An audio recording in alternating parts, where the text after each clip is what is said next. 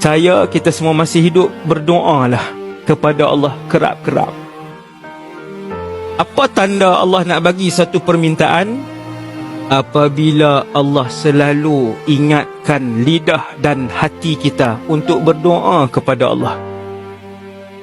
Siapa yang perasan hari-hari dia ulang satu doa tu setiap hari, bertahun-tahun dia ulang, ketahuilah, kata para ulama, Allah nak bagi permintaan itu. Kalau tiap-tiap hari dia tak pernah lupa untuk minta syurga Firdaus berbelas-belas kali sehari, bergembiralah, ulama kata insya-Allah Allah akan bagi perkara tu. Minta tak syurga hari ni?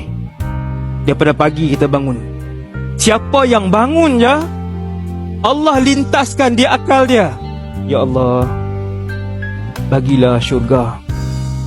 Dia bangun nak urus anak, nak urus diri dia, nak setrika baju, nak pergi kerja, nak buat makan, nak macam-macam dia fikir. Tapi bila bangun, terus terlintas, tak gosok gigi lagi, tak masuk tandas lagi, Allah lintaskan di fikiran dia, di hati dia, untuk dia berdoa.